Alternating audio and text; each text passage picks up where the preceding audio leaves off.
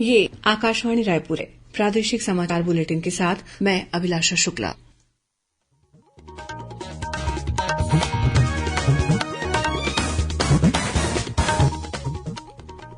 अब पेश आज के मुख्य समाचार।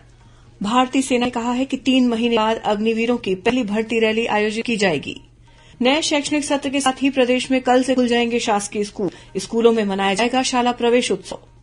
100 घंटे से अधिक के बचाव अभियान के बाद बोरवेल से सुरक्षित निकाले गए राहुल से आज बिलासपुर के अस्पताल में मिलने पहुंचे मुख्यमंत्री। कहा कि उसकी पढ़ाई लिखाई की व्यवस्था राज्य सरकार करेगी।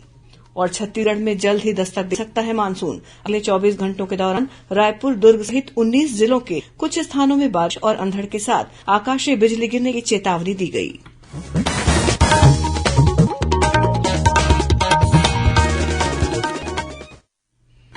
अब समाचार विस्तार से। भारतीय सेना ने कहा है कि 3 महीने बाद अग्निवीरों की पहली भर्ती रैली आयोजित की जाएगी।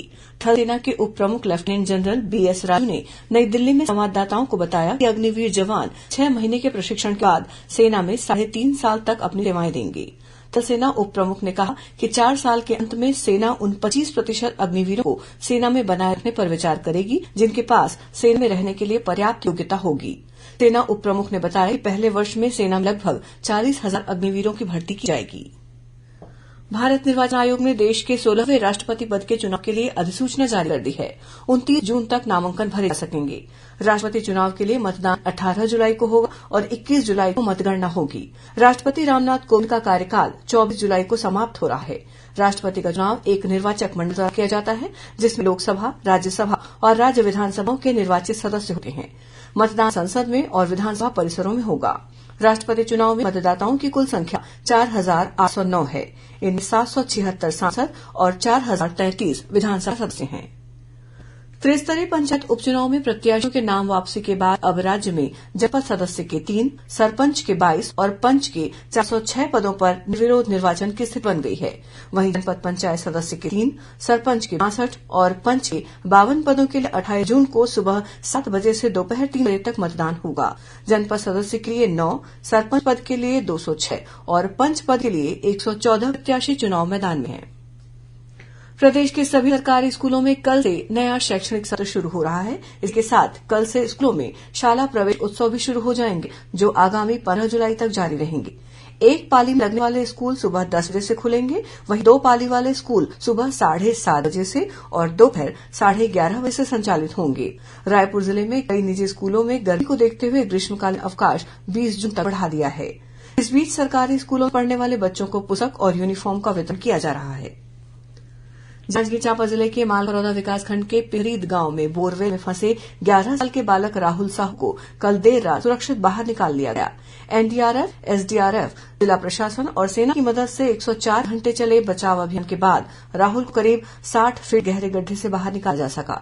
बाहर आते ही राहुल को तुरंत ग्रीन कॉरिडोर बनाकर एम्बुलेंस से बिलासपुर के अपोलो अस्पताल ले जाया गया। मुख्यमंत्री भूपेश बघेल नई दिल्ली प्रवास के बाद प्रदेश लौटने पर राहुल का हालचाल जाने सीधे बिलासपुर के अपोलो अस्पताल पहुंचे। उन्होंने राहुल के परिजनों से मुलाकात की और डॉक्टरों से राहुल के स्वास्थ्य के बारे में जानकारी ली। मुख्यमंत्री ने डॉक्टरों को बेहतर से बेहतर चिकित्सा सुविधा मुहैया कराने के निर्देश दिए। साथ ही उन्होंने घोषणा की कि राहुल की पढ़ाई लिखाई की व्यवस्था राज्य सरकार द्वारा की जाएगी। इस बीच बिलासपुर कलेक्टर डॉ सारांश मित्तल ने आज सुबह जानकारी दी कि राहुल स्वस्थ है और उसने सुबह नाश्ता भी किया। हालांकि उसे हल्का बुखार भी आ गया था। वहीं राहुल का इलाज कर रहे बाल रोग विशेषज्ञ डॉ सुशील कुमार बताया कि राहुल की स्थिति अभी स्थिर है और वो खाना खा रहा है। राज्यपाल अनुसुईया उइके ने बोरवेल से राहुल को सुरक्षित बाहर निकाल लाने पर एनडीआरएफ और एसडीआरएफ, जिला प्रशासन, पुलिस प्रशासन और सेना सहित सभी सहयोगियों के सफल प्रयास के लिए उनका हार्दिक अभिनंदन किया है। वहीं पूर्व मुख्यमंत्री डॉ रमन सिंह ने राहुल को सुरक्षित बोरवेल से बाहर निकाल लाने के लिए रेस्क्यू टीम के सदस्यों, एनडीआरएफ और जिला प्रशासन को बधाई है। प्रदेश में कोरोना संक्रमण के मामले एक बार फिर बढ़ रहे हैं। कल 38 नए मामले सामने आए। इन्हें मिलाकर राज्य में कोरोना के सक्रिय मरीजों की संख्या बढ़कर 195 पहुंच गई है। रायपुर जिले में कल सर्वाधिक 18 मरीज मिले हैं। स्वास्थ्य विभाग द्वारा जारी बुलेटिन के अनुसार राज्य के 8 जिलों में कोरोना के एक भी सक्रिय मरीज नहीं है। इस बीच स्वास्थ्य मंत्री टीएस सिंहदेव ने एक बयान जारी कर कहा है कि राज्य में कुछ दिनों से कोरोना संक्रमण बढ़ता दिख रहा है। उन्होंने चिंता जाहिर करते हुए कहा कि लोगों में कोरोना के प्रति सजगता में कमी आई है और सार्वजनिक जगहों पर सावधानी नहीं बरती जा रही है। श्री सिंहदेव ने कहा कि अभी प्रदेश में संक्रमण की संख्या कम है, लेकिन चौथी लहर की संभावनाओं की चर्चा को ध्यान में रखते हुए अत्यधिक सावधानी बरतने की जरूरत है। स्वास्थ्य मंत्री ने लोगों से कोरोना रोधी टीका अवश्य लगवाने की अपील की। प्रादेशिक समाचार आप आकाशवाणी रायपुर से सुन रहे हैं। छत्तीसगढ़ की खबरों से है आपका वास्ता और खबरों की विश्वसनीयता से है हमारा वास्ता। आकाशवाणी समाचार रायपुर के प्रादेशिक समाचार बुलेटिन के साथ ही हमारे समसामयिक कार्यक्रम आप रेडियो के अलावा अपने मोबाइल पर भी सुन सकते हैं। आकाशवाणी समाचार फेसबुक, ट्विटर और यूट्यूब पर भी उपलब्ध है। हमारा Facebook page Chhattisgarh news on AIR, Twitter handle CGAIR news और हमारा यूट्यूब चैनल है छत्तीसगढ़ AIR न्यूज। तो अब रेडियो के साथ ही आपके मोबाइल के जरिए भी हम पहुंच रहे हैं आप तक। छत्तीसगढ़ की हर खबर के लिए सुनते रहिए आकाशवाणी समाचार। और अब आगे बढ़ते हैं बाकी के समाचारों की ओर।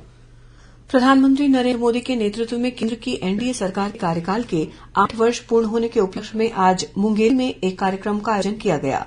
इसमें पूर्व मुख्यमंत्री और भाजपा के राष्ट्रीय उपाध्यक्ष डॉ रमन सिंह शामिल हुए।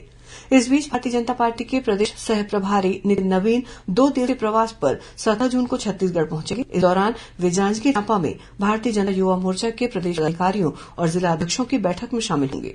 श्री नवीन 18 जून को रायगढ़ में पार्टी के विभिन्न कार्यक्रमों में शामिल होंगे। खेलो इंडिया यूथ गेम्स में छत्तीसगढ़ के खिलाड़ियों ने उत्कृष्ट प्रदर्शन करते हुए 11 पदक हासिल किए हैं। इनमें 2 स्वर्ण, 3 रजत और 6 कांस्य पदक शामिल हैं। इस उपलब्धि के लिए मुख्यमंत्री भूपेश बघेल ने सभी खिलाड़ियों को बधाई और शुभकामनाएं दी हैं।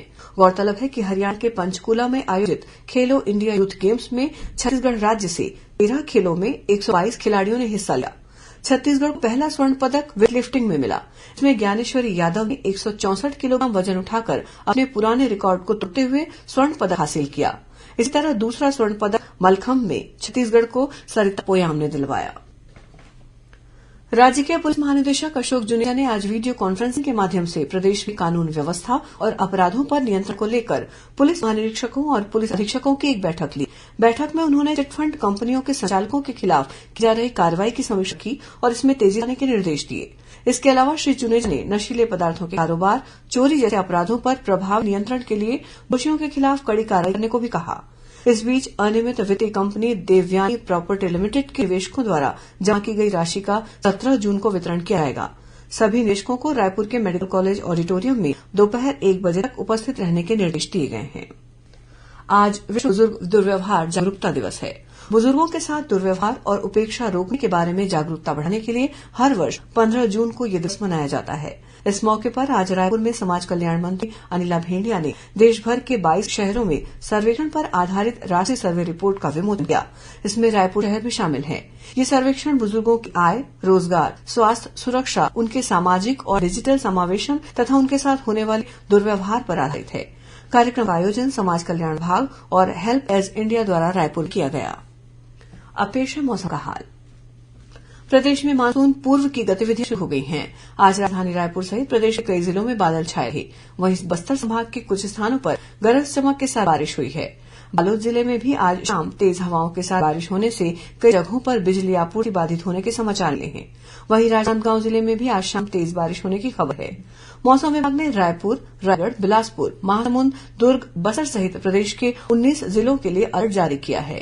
इन जिलों के कुछ स्थानों में आगामी 24 घंटों के दौरान गरज चमक के साथ अंधड़ चलने और आकाशीय बिजली गिरने की संभावना है। साथ ही कुछ स्थानों पर तेज बारिश भी हो सकती है। अब कुछ खबरें संक्षिप्त में। बालोद जिले के सुरेगांव में डायरिया से एक महिला की मौत हो गई। वहीं 2 परिवार के 7 लोग बीमार हैं। इन सभी को प्राथमिक उपचार के बाद अस्पताल में दाखिल कराया गया है।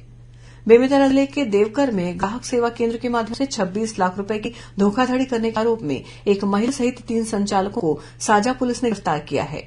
कांकेर जिले की चारामा तहसील के गिधाली गांव में आज आयोजित एक कार्यक्रम में छत्तीसगढ़ विधानसभा के उपाध्यक्ष मनोज मंडावी ने शहीद गणेश कुंजाम की प्रतिमा का अनावरण किया।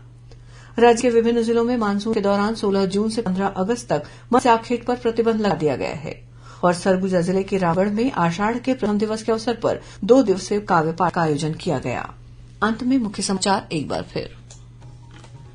भारतीय सेना कहा है कि 3 महीने बाद अग्निवीरों की पहली भर्ती रैली आयोजित की जाएगी। नए शैक्षणिक सत्र के साथ ही प्रदेश में कल से खुल जाएंगे शासकीय स्कूल। स्कूलों में मनाया जाएगा शाला प्रवेश उत्सव।